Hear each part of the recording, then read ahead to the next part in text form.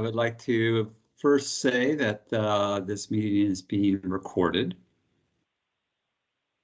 as of now.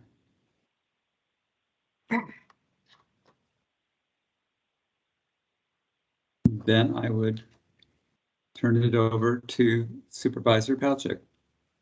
All right. Well, thank you very much. It's good to see our crew, our attendees here for our yearly meeting. Our first order of business will be to do our virtual language and member voice check because we are still in the emergency state here. So to conduct this meeting wholly electronically and to effectuate both the emergency procedures authorized by the Virginia Freedom of Information Act and the emergency ordinance, this board needs to make certain findings and determinations for the record. It's a bit cumbersome, so I ask in advance for your patience. First, because each member of this board is participating in this meeting from a separate location, we must verify that a quorum of members is participating and that each member's voice is clear, audible, and at an appropriate volume for all other members. Accordingly, I'm going to conduct a roll call and ask each board member participating in this meeting to state your name and the location from which you are participating. I ask that each of you pay close attention to ensure that you can hear each of your colleagues. Following this roll call, we will vote to establish that every member can hear every other member. And Secretary Byron, may I turn to you for the roll call? Thank you. So Chairman Palchik? Present here at the Providence District Office. Supervisor Faust? Present at the McLean Government Center. Treasurer, sorry. LaHaight? Yes, here at my home in Haymarket, Virginia.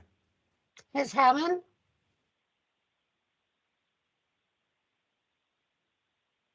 Karen?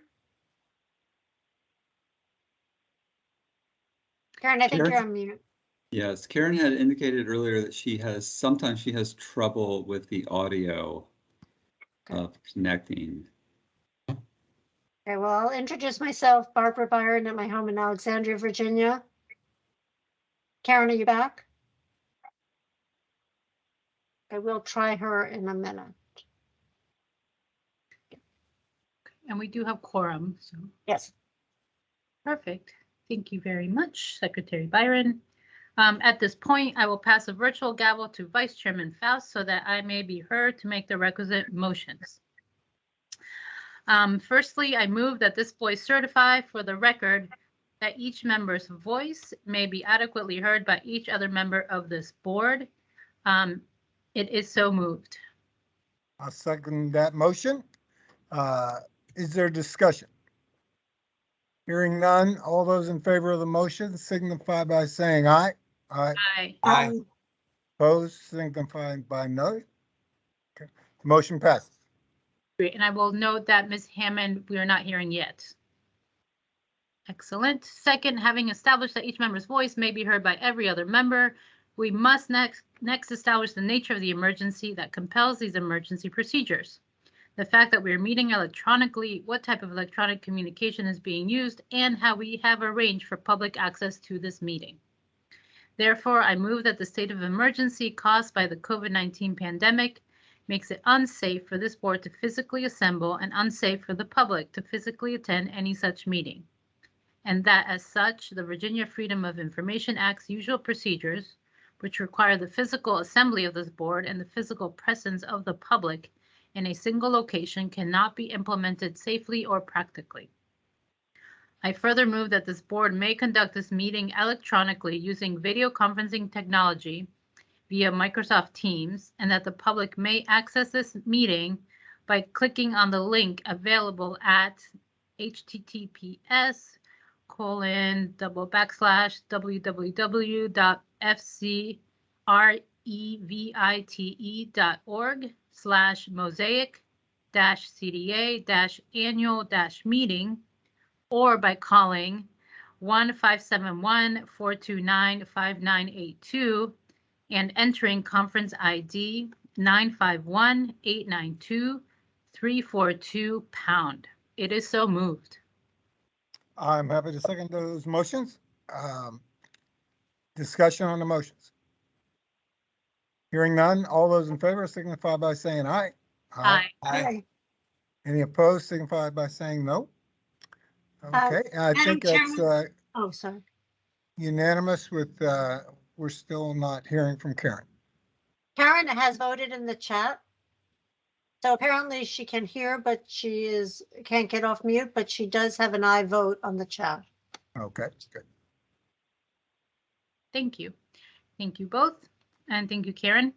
And finally, I move that this board certify that the purpose of this meeting is to discuss or transact the business statutorily required or necessary to continue the operations of the Mosaic District Community Development Authority and the discharge of its lawful purpose, duties, and responsibilities. It is so moved. I second that motion. Is there discussion on the motion? Hearing none, all those in favor of the motion signify by saying aye. Aye. Aye. Any opposed? That motion passes. In addition, Ms. Hammond voted aye. Perfect. Thank you very much. And thank you, Vice Chairman Faust, for leading us through item 1. We will now go to item 2 on our agenda, which is the election of officers. Secretary Byron, would you like to name the list of officers? Thank you, Madam Chairman. The current slate of officers is yourself as chairman, Supervisor Faust as vice chairman, Joe LaHate as treasurer, myself as secretary, and Ms. Hammond as the developer's representative. Excellent. Do we have a motion to approve this same slate as the new election of officers? Move approval.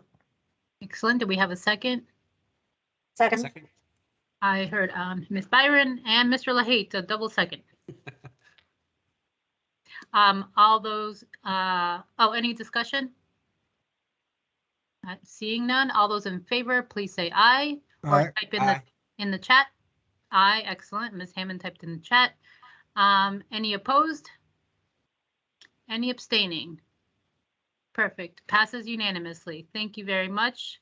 I'm very honored by your vote, and as I'm sure we all are, to continue on this board.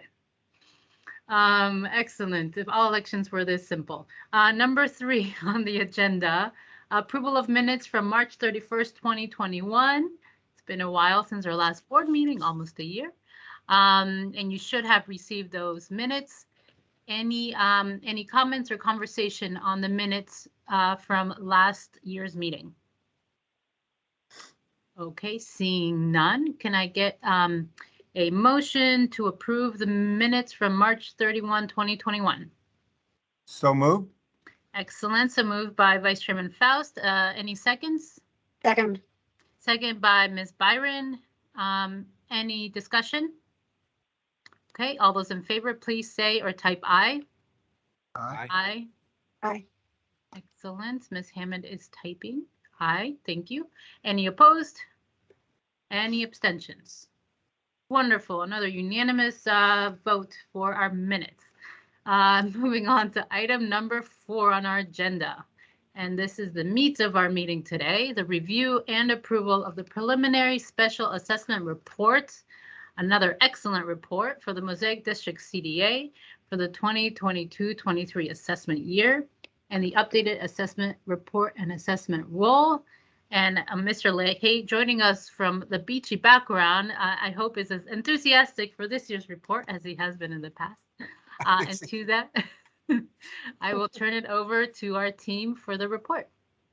Thank you, Madam Chair. I think if anything we've learned, last year we did a tremendous amount of work to put us in an incredible position as a result of a refinancing. And I like to think moving forward, we've got some very smooth but good sailing, if I'll keep the beach theme going here. And at this point, Keenan Rice, who you all know as the CEO of Muni Cap and Administrator for the Mosaic, will go over the summary presentation, coupled with Jamie Sheehan from his staff as well, too. So thank you, Keenan and Jamie, for joining us. You're welcome, and thank you, Joe. And it's great to be with you again this year. Jamie, can you pull up the PowerPoint? If not, I can. Yes, can everyone see my screen? Yes, sounds great.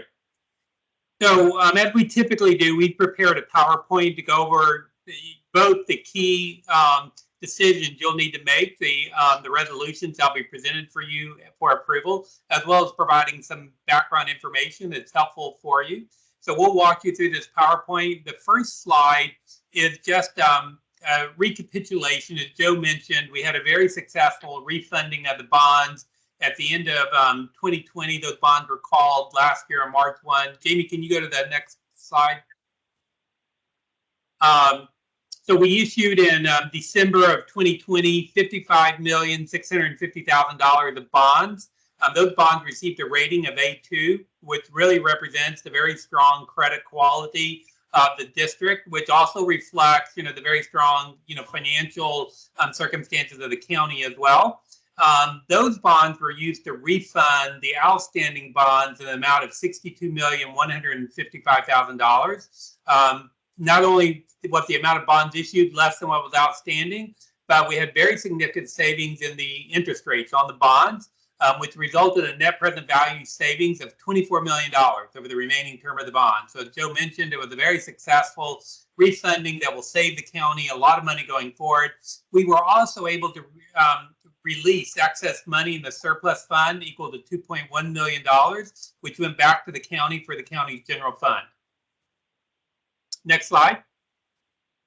So this slide just provides a summary of the account balances of the CDA from 3/1/2021, and we used the end of January because when we prepared this and circulated to everyone, we did not yet have the February account statements. So we're providing the information as of January 31.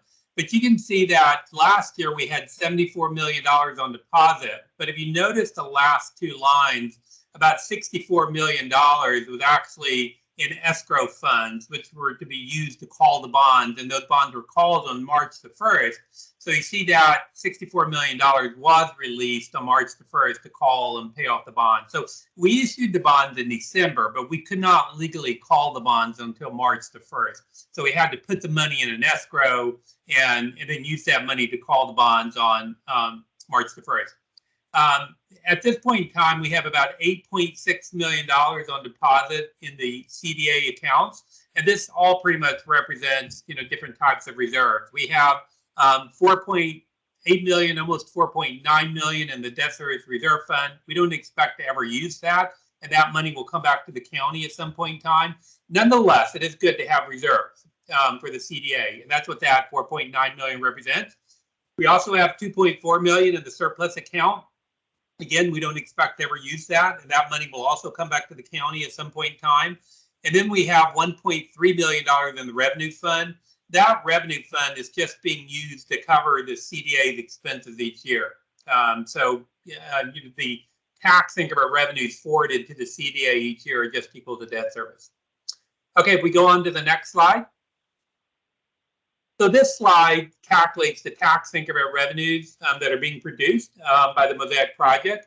You can see the assessed value for this year is $685, almost $686 million. The assessed value when the district was created was $38 million. So there's been an increase of assessed value of $647 million as the result of the development of this property. And that additional assessed value is creating almost $7.4 million in tax increment revenues that go to the county that's being used to repay the bonds that were issued. All right, next slide. So this slide is the annual budget for the CDA. And you can see that the revenues, we just went over the tax increment. The defined term is county advanced revenues. It's basically tax increment revenues. Is approximately $7.4 million.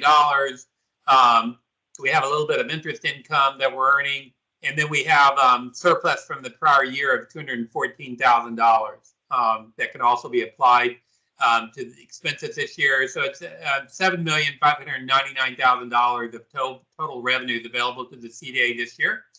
We have two series of bonds outstanding. We have a tax exempt series and a taxable series. The debt service on the tax exempt series is $3.4 million. Most of that's principal, $1,980,000.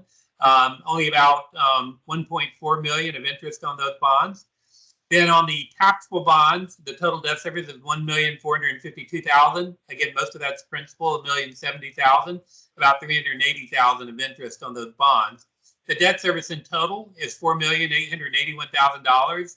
We've included estimated administrative expenses of $84,000 and a contingency of $99,000, which gives us total expenses of $5,064,743, compared to the revenues available of $7,599,386. So we have an estimated surplus of $2,534,643.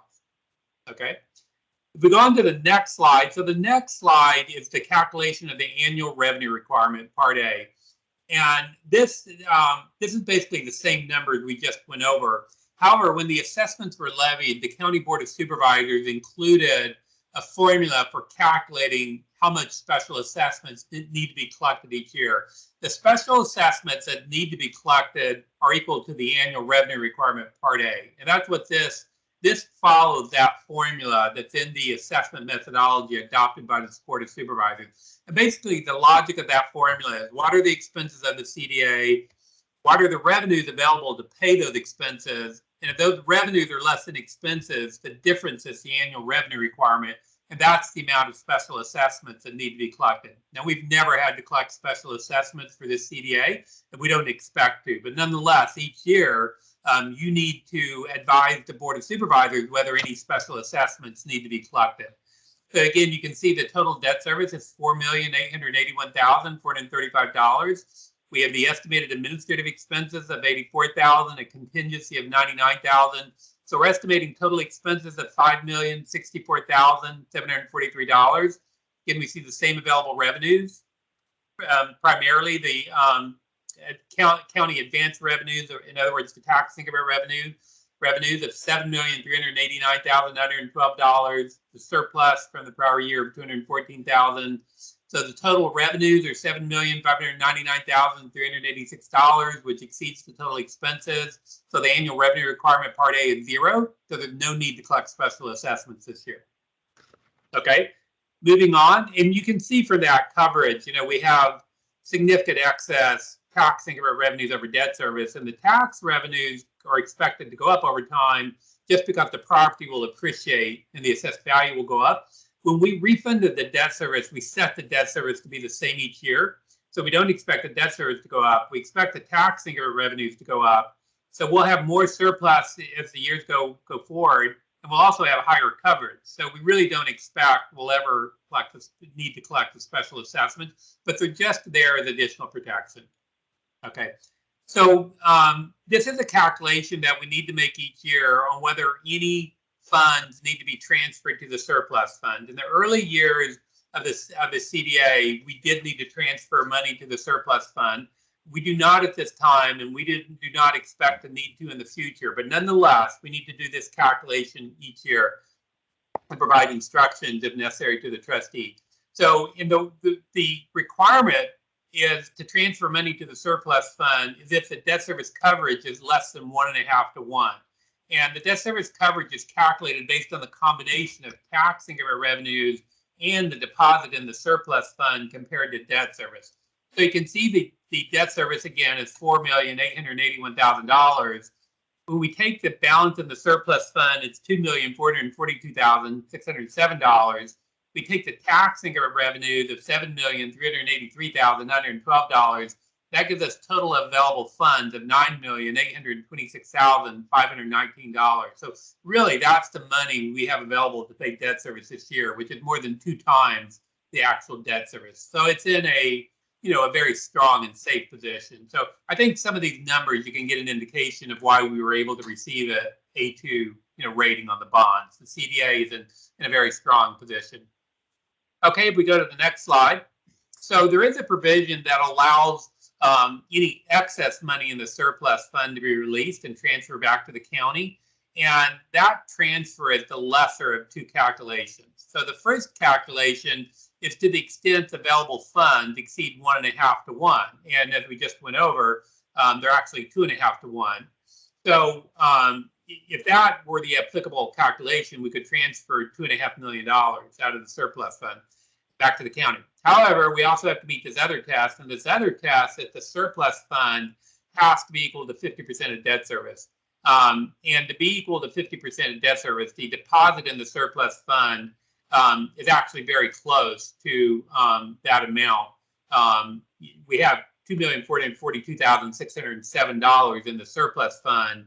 50% of debt service is $2,442,411. So it's only a whopping $196. So it's not a lot of transfer, but we wanted to follow this procedure anyway, just because it is a calculation that needs to be done each year. So we'd like to just be in the habit. I do want to point out again, this $2,442,000 deposit in that fund, eventually that will all be released to the county. It's just being held by the CDA to keep the CDA in a strong financial position. But at some point in time, it will all be transferred back to the county. Okay, going on to the next slide. So we always like to track how the project is performing compared to the expectations when the bonds were issued. And you can see the blue line is what was projected, and the red line is the actual performance. And you can see that pretty consistently through the life of this district, the performance has exceeded the projections, which is always really good to see. And that continues at this point in time. We continue to have additional increase in assessed value compared to what's projected in the projections. So we continue to maintain that good performance. If we go to the next slide, this looks at the performance of the tax increment revenues actually achieved compared to what was projected. The blue bars are the projected revenues, the red bars are the actual revenues, and you can see in every year the actual revenues have exceeded projected, and really by a pretty significant margin. This year, as we pointed out, our actual revenues are $7,383,000. Our projected revenues were $5,930,000. So that's about $1.4 million of tax revenues in excess of what was projected. So again, the performance of the project continues to exceed the projections. And I think that's both because it was a very well thoughtful project.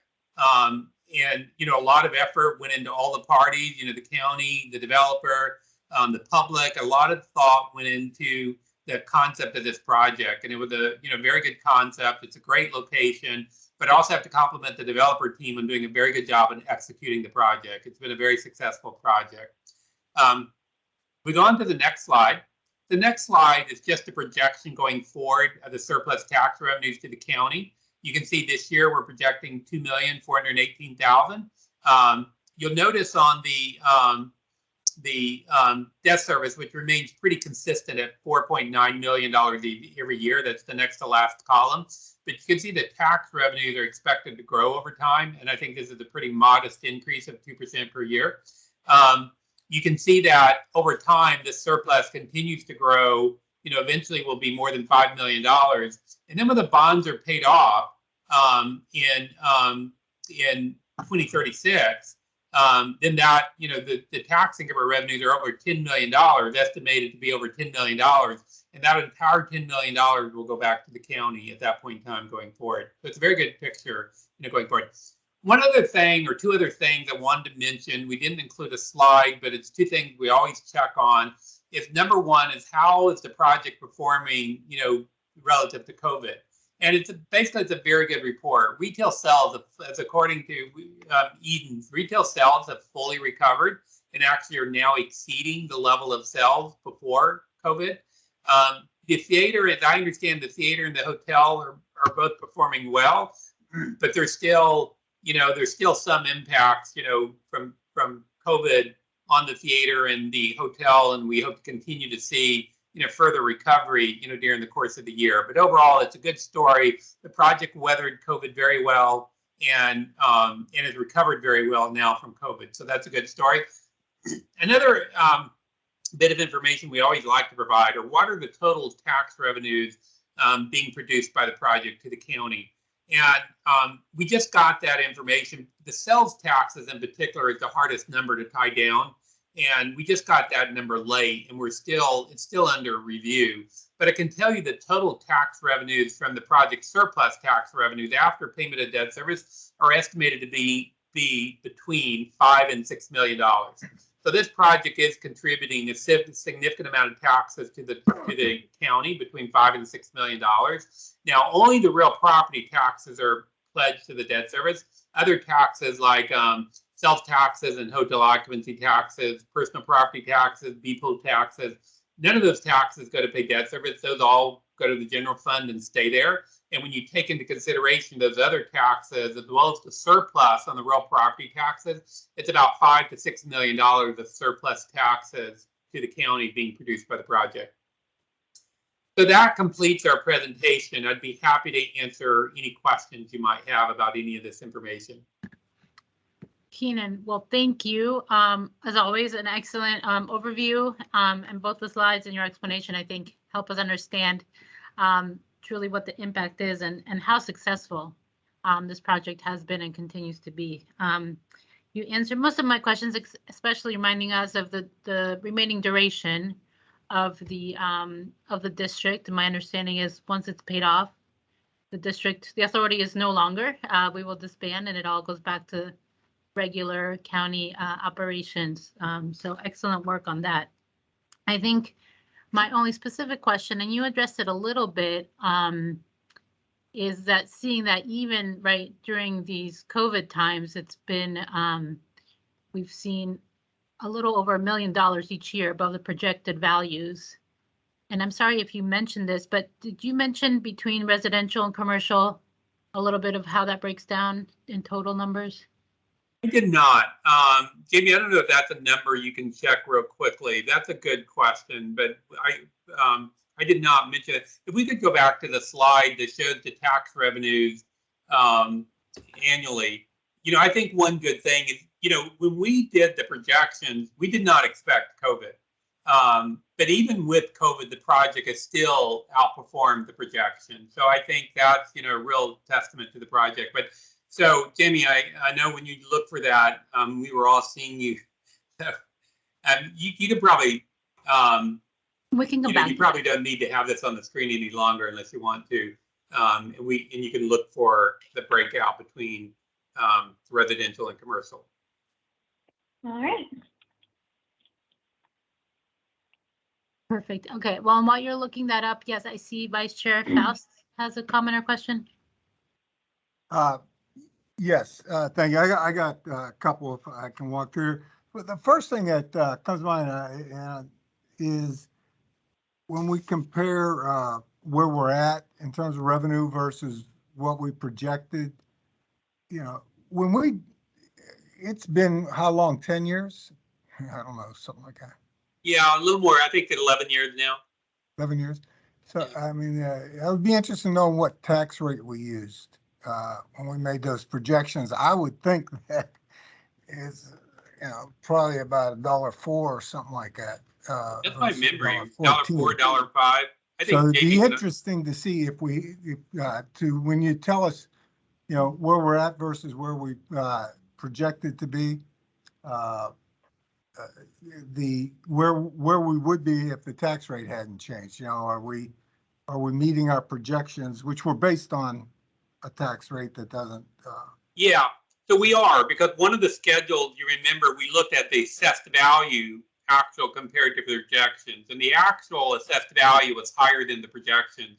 When we looked at the tax revenues, the difference was even greater, and that's because the tax rate went up. But even when you just look at the assessed value, actual versus projections, the actual assessed value exceeded the projected assessed value. Okay, very good. Now, the original amount of the bonds was $72 million. Is that correct? I would need to look that up. I don't. That sounds about right, but I'm not sure if that's the exact number. But I was just trying to figure out where we started, where we're at with the numbers you got. That I'll look it up. I have access. Slide 1, I think, had those the different series. Is that correct? 51 was 55. Oh no, it was 62 million, I believe. Is that correct in 2011? Yeah, slide 1. Go ahead. Sorry. We originally issued 65,650,000. So we have documents on the website that say 72 million. That didn't seem right to me. I'll track it down. Don't worry about it right now. I don't want to hold a meeting. When you refinance, you went to the market and you got your bonds, that was December 3. December 3rd, right? Yeah. And then you put the money in the escrow and you repaid on March 1, I think. Correct. This chart says investment income of $8,800. Were we not getting interest on the bond proceeds for those 3 We months? were. Those were used to pay. In fact, they're required to be used to invest in U.S. Treasuries. So that you have to know that the investment will exactly equal the bonds to be called to do what's called a decedent of the bonds, which allows us to transfer the pledge of the security from the old bonds to the new bonds. We have to defease the old bonds. The only way to defease the old bonds is to buy U.S. Treasuries and put them on deposit in the escrow. So we did earn interest, but it wasn't a lot because it was Treasuries that matured in 4 months, 3 months, actually a little less than 3 months. So we earned interest on U.S. Treasuries for about 3 months. Okay.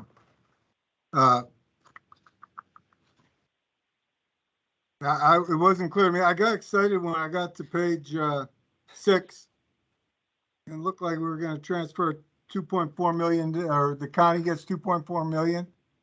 And you go to page 7. Does that disappear? I mean, what happened to my 2.4 million?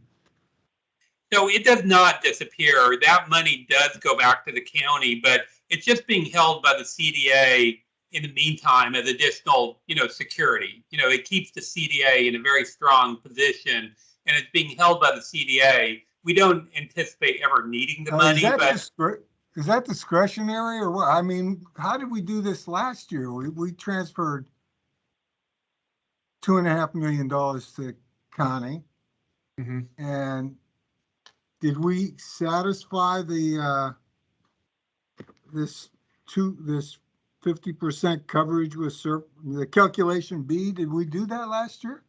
We did. We had over, I think it was about $4.5 million in the surplus fund last year, and we're only required to maintain a balance of 2.4. So that's why we were able to transfer the excess. And we did that in conjunction with the refunding of the bonds, just so no bondholders would complain. So, now we had new bonds, new bondholders. So we made that. That was a one-time transfer. I should say a 1 of 2 times transfer, because we will have another transfer in the future for the balance of the 2.4 million. And it's not discretionary at this point in time. Yep. And Madam Chair, Vice Chair, if I may add just a little commentary. So we did that last year, and I think Supervisor Faust, this comes back to the theme we had with the surplus fund budget itself, that before the refunding, it was a one-way street. Once that money went in there, it was stuck there. And you had made your thoughts very known on that we wanted to get it back. And we told you, unfortunately, per the times, the bond documents prevented us from doing so. But we felt when we did the refi, that was the perfect time to save some money in debt service and rewrite the wording on the surplus fund to give us flexibility to get the excess funds back to the county, which we did. And last year, I think I was just checking my notes here. We did it, either at third quarter or carryover. I'm just trying to check here. But we did bring that excess money back from the surplus fund to the county's general fund, with the goal really that we should not overfund that surplus fund any point in time going into the future. Leave it to really a half year of debt service at the most. And that's the figure that's cited in the media cap presentation. Mr. So LaHaye, if I remember correctly, there were two different transfers back last year. One was related to the refinance, and the other was the surplus, I guess, accumulated surplus that this we only have $196 of surplus. Last year, I think most of you know from a personal level, when you do a refinancing on your house, you sometimes get the ability to skip that 1 month payment. And when we did the refi last year, we were able to hold off on the spring payment for the prior bonds. So we held some money back for that. And then we had the ability to release excess funds in the surplus. So that was the second release sent back to the county at that point, the $2.1 million. So we really got ourselves at a point where we were properly right-sized on that surplus fund. And again, really the goal to keep really a half year of debt service in there. And that's the figure we've got going forward.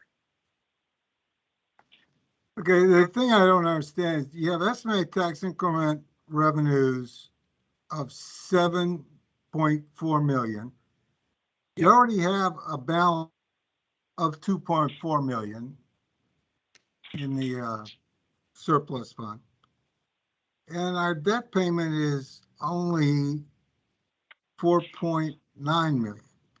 So I think Supervisor, Vice Chair Faust, one thing I'll add just for further helpful to commentary. So when we put the county executive budget together, we know off the bat we had about $7.4 million in TIF revenues, and we only needed about 4.9, just rounding for simplicity here, for debt service. So we had already held back in the county's general fund that excess. That did not go over here. That is built into the county executive's advertised budget plan and part of what you see. So when we talk about the do I surplus see fund, that on the papers you just Yeah, gave should me? I- Am I missing that? And the papers we're looking at. I mean, that seems to me very important fact. That yeah, well, I guess if you look to just quickly. Is that the release amount that's on slide 7? Is that the surplus fund release amount, the 2.5 million? Because No.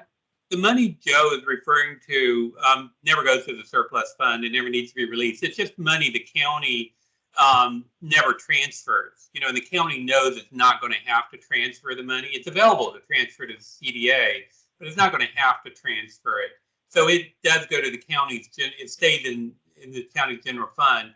It's not shown in our numbers because we're really dealing with the CDA's numbers, but if helpful, we can add it in the future, you know, to say, here's what the county is, you know, the amount of money going to the county. Yeah, I think yeah, slide I 3. would find that very helpful. I mean, I look at this and I thought we were getting nothing for all this effort at this point, 11 years into this thing, which would not be acceptable. No, We and don't I want you to actually, think that.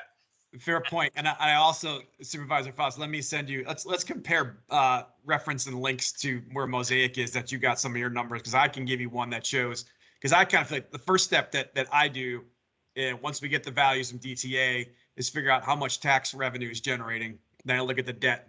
And then I essentially, for the inside of us, say, Christina, we can hold back $2.x million in the general fund side.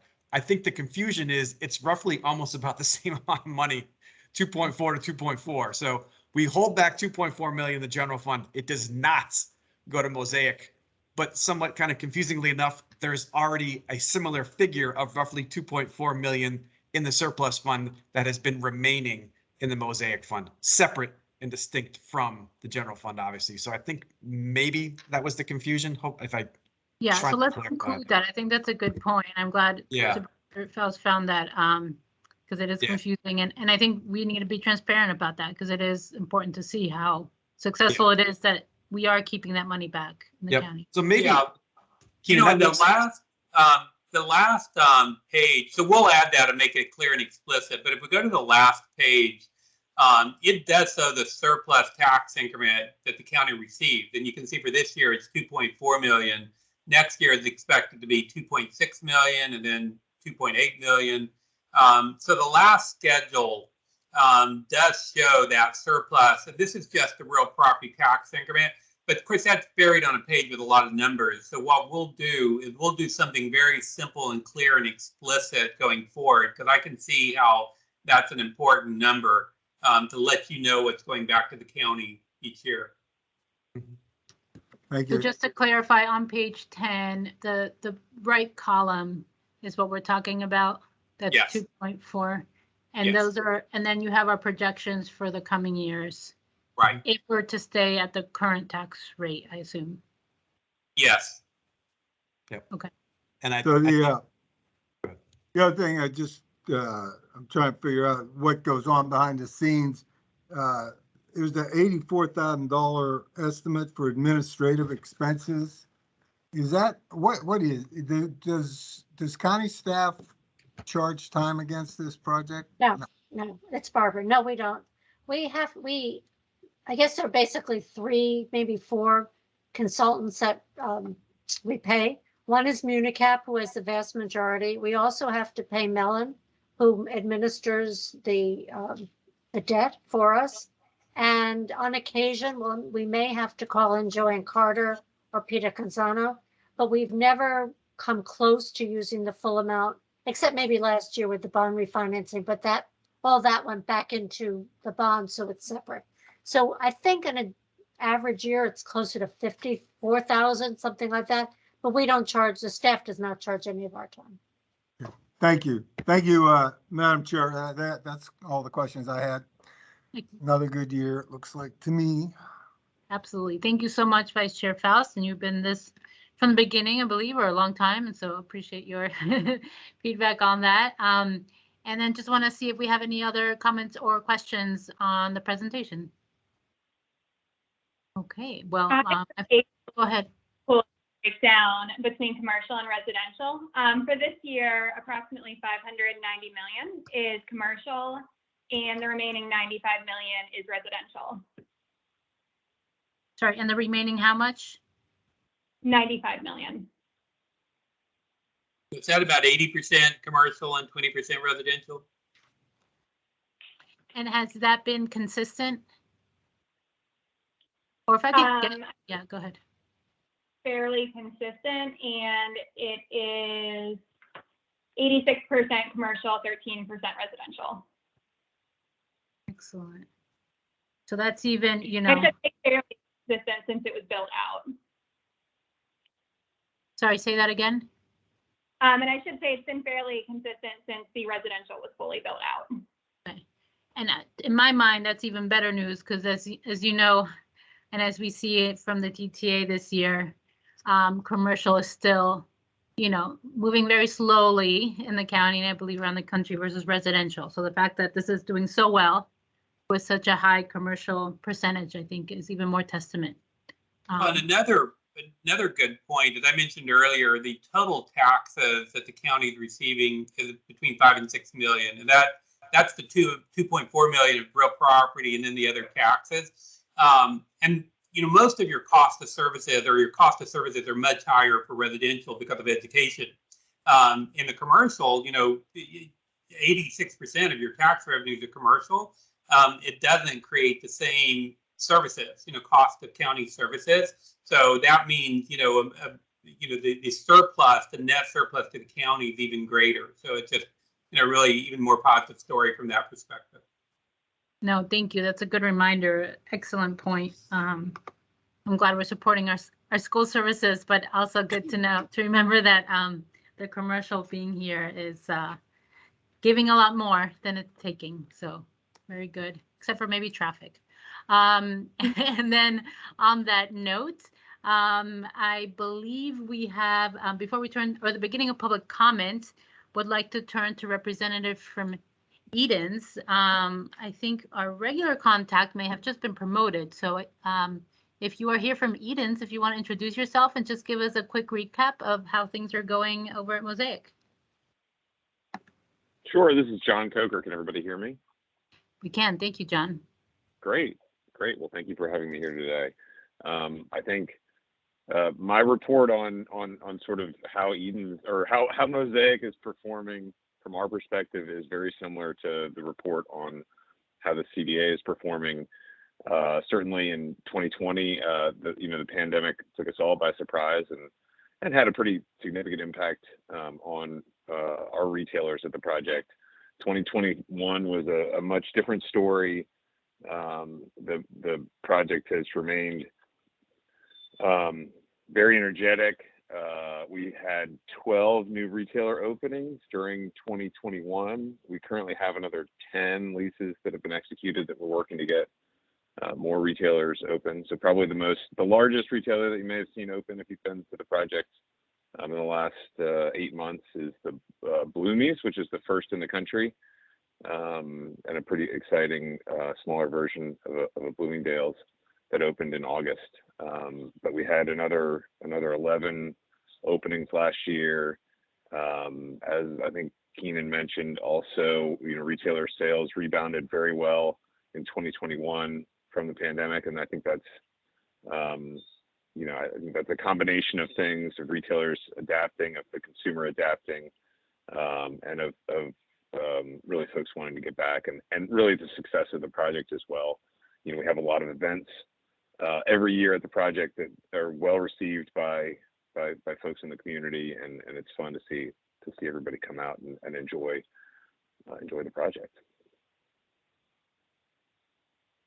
Excellent, thank you. And I know you always have excellent things programmed in the summer and the fall, so we're looking forward to that. And I believe you had pretty groundbreaking turnout for Merrifield Mosaic Festival last year, so even with the 2 days. So excellent work. Thank you for keeping that up. We miss Greg, but I know he's doing well in other places in Eden, so appreciate the work. To that, I will open it up for any other public comments. Okay, not seeing any. Yes, Emily? Just wanted to remind you we have motions. Yes. So I'm trying to, so not seeing any further public comment. I, of course, just put my motions away. So let me grab- Supervisor Polchek, I'd be glad to read them. Perfect. Thank you, Ms. Byron. Okay, we have several. The first one's short, the next one's not. The first one is, I move approval of the annual budget as set forth in Table B in the report on the collection of the annual payment and update of the special assessment roll 2022 to 2023. Second. Oh, I guess I'm chairing. So do we have a second? Second. Seconded by Chairman Faust. Any comments, questions, discussion? All right. All those in favor, please say aye. Aye. Aye. Or type. Thank you. Any opposed? Any abstentions? All right. Oh, Ms. Byron, I apologize. If I can just read Ms. Hammond noted that if it's any indication, her living room window overlooks the green, and unless the weather's totally horrid, there's activity all the time. So thank you, Mosaic, for all the excellent work. All right, Ms. Byron, if you'd like to read the next motion. Yeah. Thank you. And also for the record, Ms. Hammond voted aye on the first motion. Perfect. So on the second motion, I move one, that the board approve the methodology contained in the report on the collection of the annual payment and update of the special assessment roll assessment year 2022 to 2023.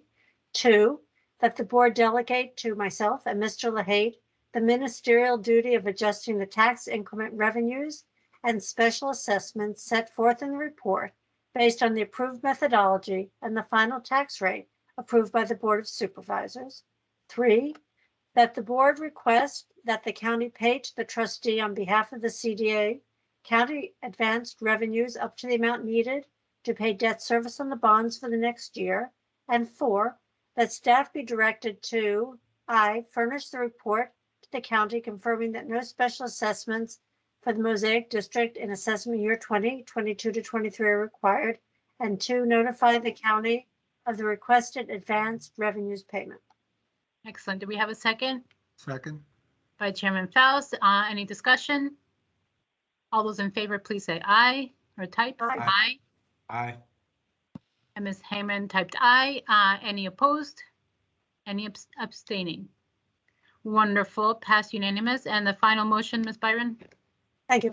I move that the board authorize the authority's treasurer to submit a written request to the trustee for transfer to the county general fund an amount equal to the balance of the Mosaic CDA surplus fund account as of the date of such request, plus 1/2 maximum annual debt service on the series 2022 bonds. Sorry, 2020 bonds. Oh, I'm sorry, 2020 bonds. Excellent. Thank you. Do we have a second? Second. By Vice Chairman, any discussion? Yes. Yes.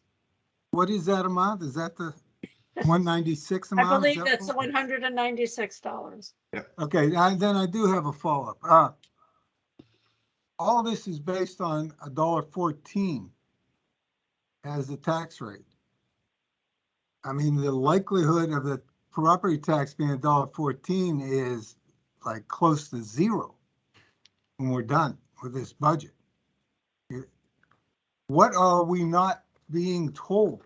If you feel comfortable transferring $196 as the leftover funds when you know that, I mean, a couple cents is probably coming on, I'm guessing, Yeah. but, you know, No, something's excellent coming off question. that tax rate. Yeah. I think Mr. LaHaye wanted to speak to that. Yeah, I know. Yeah, thanks. So I think just with respect to the modest amount of the 196, that is probably the bare minimum you can earn on an interest income, Supervisor Faust. So we'll have a little bit of a sprinkle like that every year.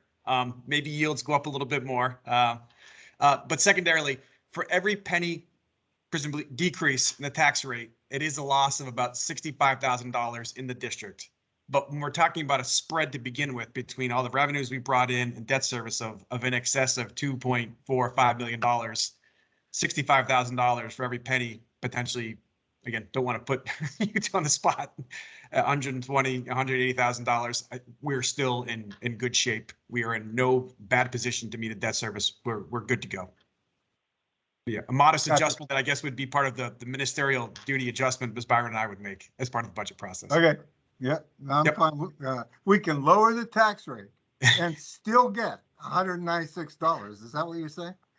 Yep. Yeah, let me point out that calculation. Remember, there's two calculations for the transfer. That calculation is the surplus fund balance of the percentage of the debt service, and so that's not affected by a change in tax rate. Correct. And when we take both the tax increment revenues and the deposit in the surplus fund, we're at 2 times coverage. So maybe you change the tax rate and it becomes 1.98, coverage, but it's still, we're still going to have more than we need. We're not going to need to make a transfer there, and it's probably going to be the same transfer out. Okay. Yep. Very good. Yeah, and I think just lastly, the one piece I'm most thankful for with that refinancing deal was the prior debt service had incremental bumps every year. So you really were kind of chasing and hoping for continued growth. But maybe in a year or two that you don't get as much as you would have hoped originally, we've leveled that debt service now. So it's locked in, fixed, it does not change. It is a flat road from here on into 2036. I think that just helps us every year further meet some really, really good projections. Good. Thanks. Thank you, And Madam Chair. if I could make one more point to that, Ms. LaHaye, if I understand it correctly, because the county was not backing these bonds, right? And so the bonds are not the ones we're used to, that are pretty fixed, but they were pretty high risk bonds. And now that we were able to refinance, because they were doing so well, and refinance even higher, better rating than we expected, we are locked into a very good rate moving forward. Yeah. It's not very often you hear of a Fairfax County related bond that has no rating to it, but suffice to say, and this one now is A2, I think we're all thrilled to go from nowhere to whatever analogy you want to apply to that. Excellent. It's pretty darn good for these because they are truly on their own of the CDA and not Fairfax County. Absolutely. So again, I know we say every year, but we only meet once a year. So excellent work to you and all who have worked on this. And to that, yes, Ms. Smith, did you want to add something? Just need a vote on that last Yes, motion. So let's take a vote on this last motion. All those in favor, please say or type aye. Aye. All those opposed? And I see an aye from Ms. Hammond. Any abstaining?